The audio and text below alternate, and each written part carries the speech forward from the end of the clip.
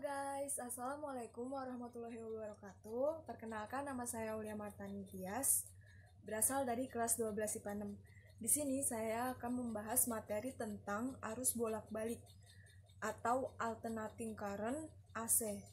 Arus bolak-balik merupakan arus dan tegangan listrik yang besarnya berubah terhadap waktu dan mengalir dalam dua arah. Biasanya arus bolak-balik dimanfaatkan untuk peralatan elektronik. Sumber arus bolak-balik prinsip kerjanya yaitu terjadi perputaran kumparan dengan kecepatan sudut tertentu yang berada dalam medan magnetik. Nah, arus bolak-balik ini memiliki beberapa jenis dalam rangkaian AC. Yang pertama ada rangkaian resistor, yang kedua rangkaian induktor, yang ketiga rangkaian kapasitor. Oke guys, yang pertama ada rangkaian resistor. Sebuah resistor akan dialiri arus bolak-balik ketika dihubungkan dengan sumber tegangan bolak-balik. Rangkaian resistor dalam arus bolak-balik digunakan untuk menurunkan potensial listrik dalam rangkaian atau sebagai pembatas arus listrik yang masuk sehingga arus dan tegangan dalam rangkaian resistor mempunyai fase yang sama saat terhubung dengan sumber tegangan bolak-balik. Nah, ini merupakan gambar rangkaian resistor pada arus bolak-balik.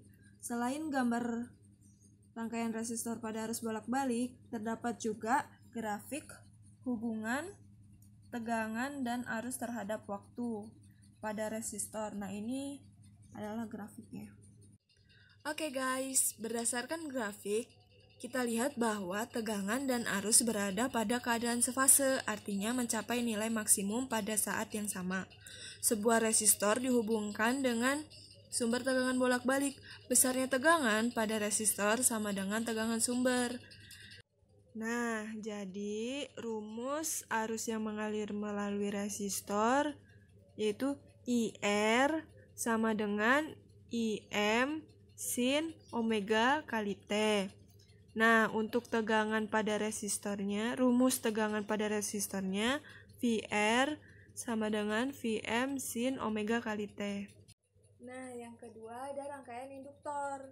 Sebuah induktor mempunyai hambatan yang disebut reaktansi induktif saat dihubungkan dengan sumber tegangan bolak-balik. Hambatan atau reaktansi induksi bergantung pada frekuensi sudut arus dan induksi diri induktor, atau dapat dirumuskan sebagai XL sama dengan omega kali L. Nah, ini merupakan gambar rangkaian induktor pada arus bolak-balik. Selain rangkaian induktor juga ada grafik hubungan tegangan dan arus terhadap waktu pada induktor. Berdasarkan grafik terlihat bahwa besar tegangan pada induktor adalah 0 saat arus induktornya maksimum. Begitupun sebaliknya, artinya tegangan pada induktor mencapai nilai maksimum lebih cepat seperempat periode daripada saat arus mencapai maksimumnya.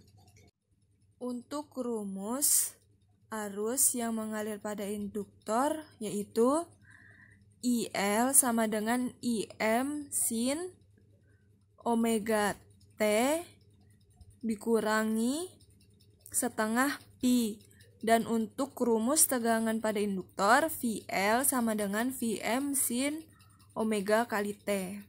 Nah, yang ketiga atau terakhir ada rangkaian kapasitor. Sebuah kapasitor memiliki karakteristik yang dapat menyimpan energi dalam bentuk muatan listrik ketika dihubungkan dengan sumber tegangan bolak-balik maupun tegangan searah. Kapasitor yang dialiri arus bolak-balik akan timbul resistasi semu atau biasa disebut dengan reaktansi. Dan ini adalah gambar rangkaian kapasitor pada arus bolak-balik dan grafik hubungan tegangan dan arus terhadap waktu pada kapasitor. Berdasarkan grafik terlihat bahwa arus pada kapasitor maksimum saat tegangan kapasitor bernilai 0. Begitupun sebaliknya. Artinya, arus mencapai nilai maksimumnya seperempat periode lebih cepat daripada saat tegangan mencapai nilai maksimumnya. Nah, ini merupakan rumus arus yang mengalir pada kapasitor dan tegangan pada kapasitor. Jadi, rumus arus yang mengalir pada kapasitor adalah IC sama dengan IM sin omega kali T plus atau ditambah setengah pi. Nah, untuk tegangan pada kapasitornya rumusnya Vc sama dengan Vm sin omega kali T. Sekian penjelasan dari saya. Terima kasih. Assalamualaikum warahmatullahi wabarakatuh.